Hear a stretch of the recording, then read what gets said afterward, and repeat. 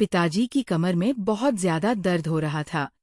वो खुद ही कटोरी में तेल लेकर कमर पर लगाने की कोशिश कर रहे थे, लेकिन उनका हाथ अच्छे से नहीं पहुंच रहा था।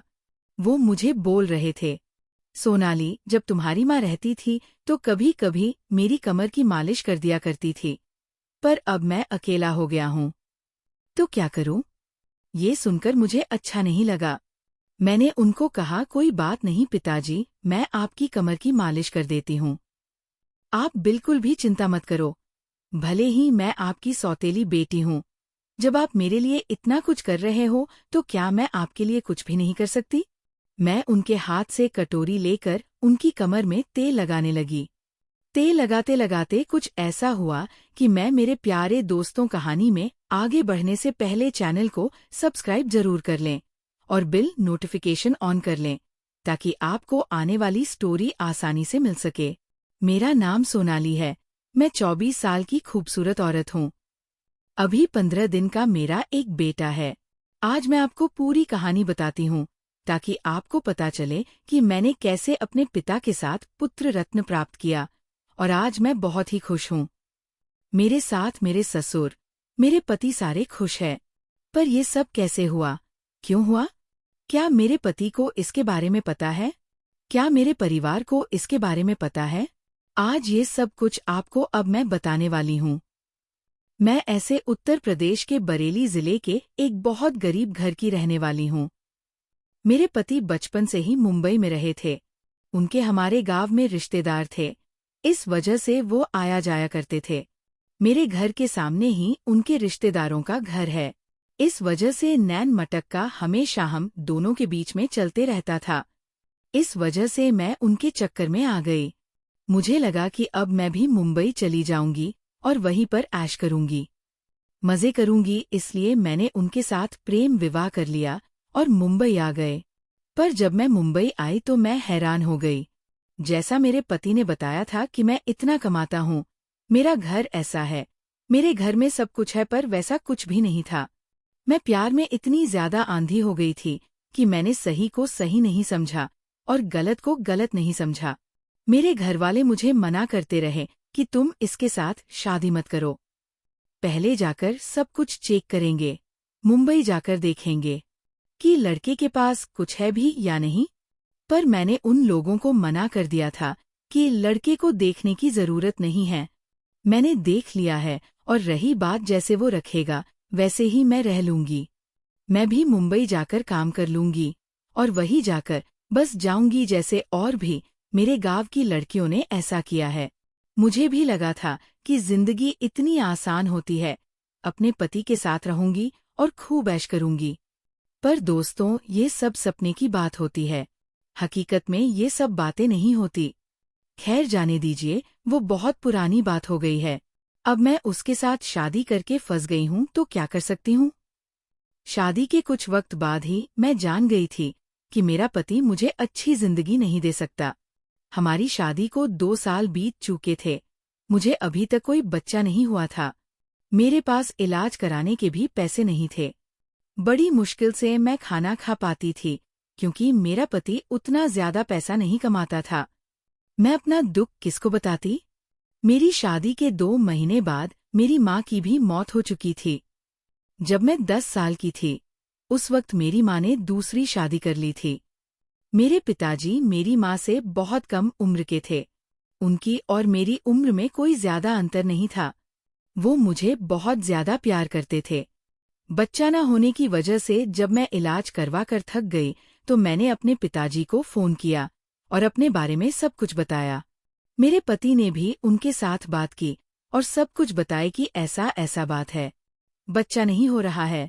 मेरे पिताजी ने एक डॉक्टर से बात किया और वो डॉक्टर ने हमें बुलाया। मैं अपने पति के साथ बरेली आ गई और डॉक्टर को दिखाई। डॉक्टर ने कुछ टेस्ट करने को कहा। मेरा चेकअप हुआ और मेरे पति का भी चेकअप हुआ। फिर पिताजी मेरे पति को बोले कि तुम सोनाली को यहीं पर छोड़ दो। डॉक्टर जो कहती है वो सब एक बार समझ लो, उसके बाद ले जाना गाँव। दूसरे दिन मेरे पति मुझे पिताजी के पास छोड़कर मुंबई चले गए, क्योंकि मेरे पति की अभी नई नई जॉब लगी थी। वो ज्यादा छुट्टियां नहीं कर सकते थे। हमारे घर वालों को भी ये आइडिया अच्छा लगा। मैं अपने पिताजी के यहाँ रुक गई और मेरे पति वापस मुंबई चले गए। जब से मेरी माँ की मौत हो चुकी है, तभी से पिताजी घर में अकेले ही रहते हैं। जब डॉक्टर का रिपोर्ट आया तो पता चला कि मेरे पति में ही खराबी है। मेरा पति कभी भी बाप नहीं बन सकता, उसके अंदर कुछ कमी है। ये बात पता चलते ही मेरा माथा ठनक गया। अब मैं किसको क्या बोलूं? मैं अपने मन से शादी की थी, इसलिए मैं किसी का कसूर भी नहीं निकाल सकती थी। मैं अब बहुत ही टेंशन में रहने लगी थी, क्योंकि जब मुझे कोई बच्चे के बारे में पूछता तो मैं सोचती कि उनको क्या बताऊं। शादी के बाद ऐसे भी हमारे घर वाले बदल गए थे। मेरे सास ससुर भी ज्यादा मुझे प्यार नहीं करते थे। पति मुझे बहुत प्यार करता था, पर वो किस काम का जब मैं उसके बच्चे की माँ ही नहीं बन सकती। मैं ये सब सोचकर पिताजी के कंधे के ऊपर सिर रखकर बहुत ज्यादा रोने लगे। पिताजी मुझे दुलार कर रहे थे, प्यार कर रहे थे। वो समझा रहे थे, क्या करोगी सोनाली, जो किस्मत में है वही होगा। मैं भी समझ गई, जो किस्मत में है अब उसको तो कोई काट नहीं सकता, और मैं पति तो बदल नहीं सकती। पर मेरे पिताजी ने एक बात बताई कि देखो सोनाली, अभी ये सब बात तुम अपने पति को मत बताना। तुम कहना कि मैं यहीं रहकर इलाज करवाऊंगी, डॉक्टर बोली है कि यहीं पर रहो और इलाज करवाओ। फिर धीरे धीरे मेरा पिताजी के साथ संबंध और भी ज्यादा अच्छा हो गया। पिताजी को भी एक कंपनी मिल गई थी और मैं भी खुश थी। अच्छे से खा पी रही थी, घूमती थी। मैं धीरे धीरे हंसने बोलने लगी थी। दुख दूर हो गया था। मेरे पिताजी बड़े ही रोमांटिक किस्म के इंसान हैं। फिर एक दिन की बात है, पिताजी की कमर में बहुत ज्यादा दर्द हो रहा था। वो खुद ही कटोरी में तेल डालकर बोले कि आज मैं अपने से ही तेल लगा लेता हूँ। तुम्हारी माँ रहती थी तो कभी कभी मेरी कमर की मालिश कर देती थी, पर अब अकेला हो गया हो तो क्या करूं? ये सुनकर मुझे अच्छा नहीं लगा। मैंने उनको कहा कि कोई बात नहीं पिताजी, मैं आपकी कमर की मालिश कर देती हूँ, आप बिल्कुल भी चिंता मत करो। भले ही मैं आपकी सौतेली बेटी हूँ, जब आप मेरे लिए इतना कुछ कर रहे हो तो क्या मैं आपके लिए कुछ भी नहीं कर सकती? मैं उनके हाथ से कटोरी लेकर उनकी कमर में तेल लगाने लगे। तेल लगाते लगाते कुछ ऐसा हुआ कि मैं उनकी आंख से आंख नहीं मिला पा रही थी, क्योंकि मुझसे वो गलती हो गई थी जो नहीं होनी चाहिए थी। अचानक से पिताजी बोल रहे थे कि सोनाली, मैं एक बात तुमको बताऊं। तुम्हें पता है तुम्हारे पति में खराबी है, मुझे पता है तुम्हारे पति में खराब भी है, पर दुनिया को नहीं पता और ना ही तुम्हारे पति को ये बात मालूम है। तुम चाहो तो माँ बन सकती हो और जिंदगी अच्छे से काट सकती हो, क्योंकि तुम्हें भी पता है कि लव मैरिज किया है तुमने। तुम अपने पति को छोड़ भी नहीं सकती हो। आजकल गलत संबंध बनाने के लिए लोग किसी से भी अपने रिश्ते बना लेते हैं। दिक्कत तब होती है जब कई मर्दों से संबंध रखने वाली औरत पेट से हो जाती है, तो सारे मर्द उसका साथ छोड़कर भाग जाते हैं। मैं अच्छे से समझ रही थी कि पिताजी मुझे क्या समझाना चाहते हैं।